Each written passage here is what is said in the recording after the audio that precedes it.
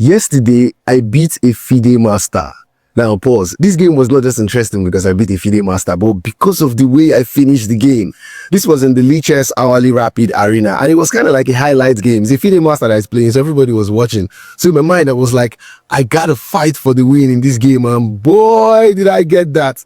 Let me show you the story of this game. Brace yourself. Anyway, I start off e4 as usual, and he plays the Sicilian game. I'm like, fine. I continue developing.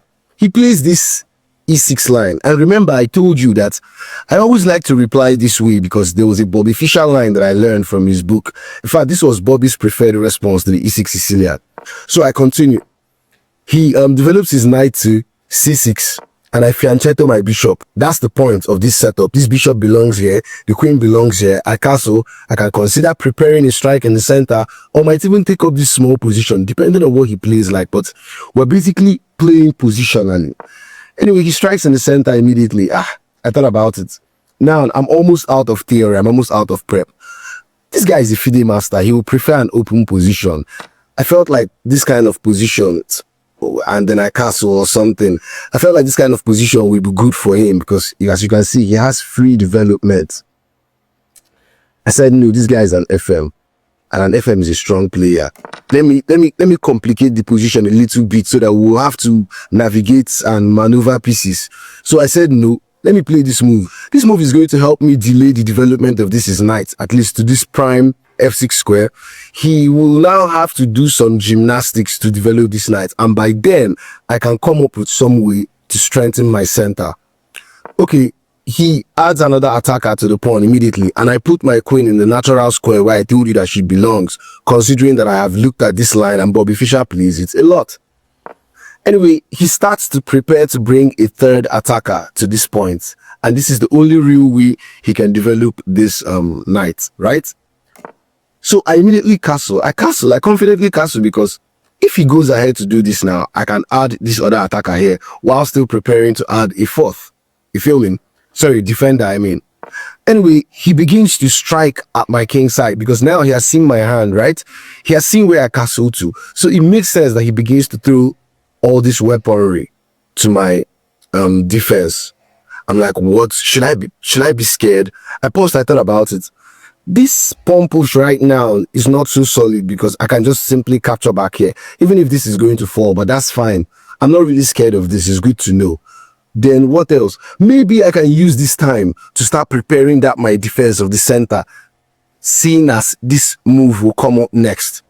So that's exactly what I do. I start to prepare for my defense of the center. He plays the move, attacking this place and also preparing this advance. I'm like, time for me to bolster up that center. He continues with the advance. I'm like, what? Do I need to react? I said no. No need to react just yet, because even if he takes back, I will take back here, and there's no way this my pawn chain is blocking the participation of this piece, even this piece. The only pieces that are going to be in the game are basically the knight and the rook that are going to be for this attack for him. And I have this defender, so I'm not really worried. I can continue playing the middle game. So there's no way for me to develop my knight. If I develop my knight here, I'll be blocking this bishop. So I said, let me go here, put the knight at the edge of the board, potentially threaten this kind of thing, but ultimately this is my my destination point because I still want to bolster up this defense of d4. Anyway, he cuts off this my jump and starts to prepare for queenside expansion. I'm like, before that comes with tempo, let me just continue my journey. So now I have extra defense for this point.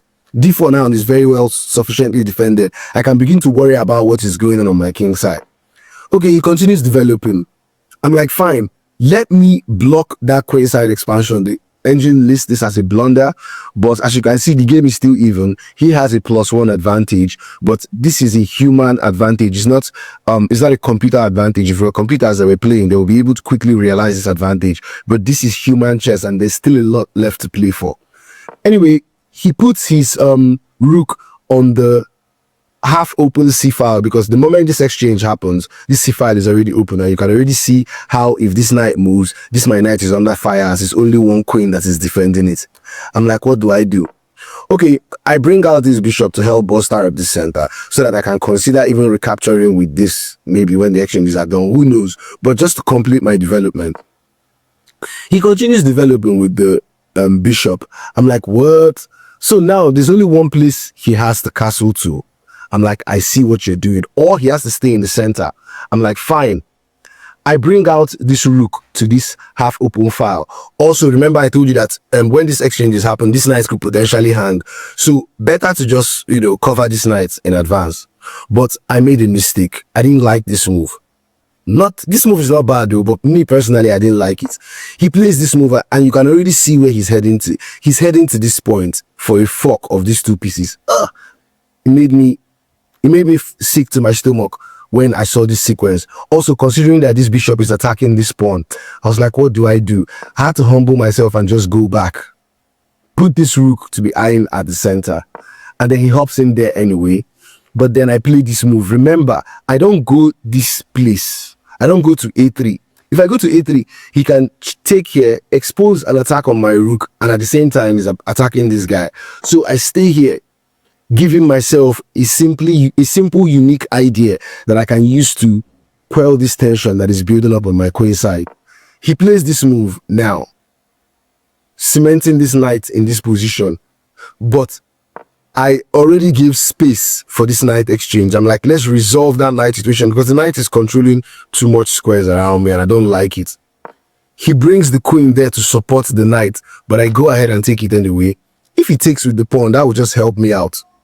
Very nice. I can just go back here and put my rook to good use.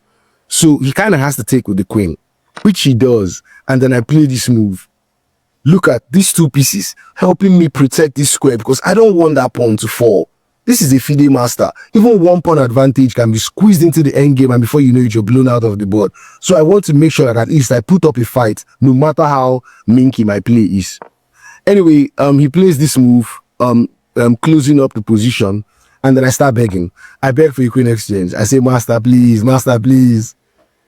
He says no, he ignores me at castles because if I take here, if I'm the one that captures, he will take with the pawn and this rook is trapped. I can't go here. The bishop is going to swipe it and staying there is a dead square. The next thing, I'm going to be picked up on the next move. So I beg for a queen exchange. He says no, he castles. And then I continue begging. I say, okay, now let's force it. So either you exchange here and allow my position to breathe or you fall back, which is what he did. He falls back. I'm like, fine. Then now I can rearrange my rooks because there's only one pressure on this point now and it's sufficiently defended by 1 and 2. So this is overly defended right now. 1, 1, 2, 3. I can now begin to reroute these rooks and put them to good use somewhere else. So I play this move, put this guy in front of the queen. Put this guy in front of the queen. Something could potentially happen, who knows? But more importantly, I can now do this and use my rooks more meaningfully. Anyway, he continues going back. Then I realize I can hop in here because as you can see, this pawn chain is still doing a very good job of restricting his pieces. I realize I can hop in here and at least begin to play for some kingside action, especially now that I have solved most of the problems on the queen side. Okay, he strikes there. I'm like, I cannot allow these pawns to get too active. I have to exchange. I have to be the one to take and also open up this pawn potentially to some action. I can't let these pawns become too active. He takes back with the bishop, which is good for me because beyond even taking back with the bishop, he has distracted one piece from the defense. As you can see, my own pieces are about to hop in. My own pieces are about to hop in to his, to his area. Anyway, I start to bring in my attackers because something is about to happen. He takes this one and I take with this one. Remember, taking towards the center is a good principle, but more importantly, in the future, I'm going to use this open file for an attack. I will, in fact, use this open file for an attack. He starts to play. He's still playing queen side. I'm like, FM, are you not giving me too much? I start to bring in my knight. As you can see, this knight is controlling this square, this square. Something could potentially happen. I could threaten something. Of course, you can still exchange it. But at least I could make a threat that will force exchange of defenders. He's still playing. Okay, he retreats this bishop, clearing the road for this rook, maybe to mount pressure on this file. That's still queen side play. Action has switched to the king side. I go here, threatening a mate in 1 immediately. This is not a move because mate and war will still happen. The rook is covering this point. The only real move he has here is to exchange that my powerful 5-point knight for his 3-point bishop. And I take back. Now dark squares are under my control. As you can see, I'm removing defenders. Stuff is happening positively for me. He continues playing queenside, preparing for this rook lift. I'm like, FM, isn't that a bit too much? I go here. As you can see, by the way, from this point on, the advantage has swung in my favor because of my kingside play. The engine is saying plus 2.53 advantage. Okay, I play this bishop here. I'm like, fine. Let me create this loft on G2 for my king to move here. And who knows, I can now begin to pattern up some things here. And much more importantly, this bishop is much more better here because I can go here and probably knock this guy off. Who knows what could happen? He continues with his queenside action. But as you can see, this point is sufficiently defended. 1-2. Which is a nod to the importance of that my previous rook arrangement that I did. I say, wait, FM, I have the time to play this now. What is he going to do here? I think he starts to see that there's danger in the position. So he starts to run. I'm like, FM, no. I put my rook here immediately because I have the time to do this. FM is still running, but I'm like, FM is over. It's over. Look at the series of brilliancies that end the game. I first of all go with check.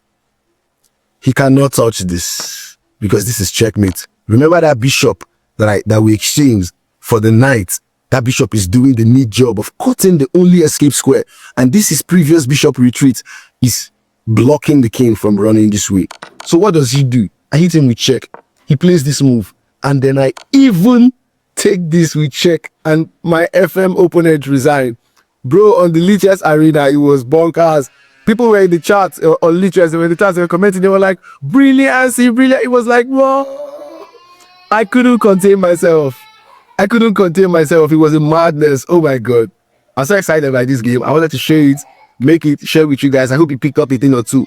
And much more importantly, I hope your fighting instincts are developed. I hope you feel like you can do it when you're faced with an opponent that, you know, is stronger than you. I hope you just believe that you can do it because you just can't do it. All right.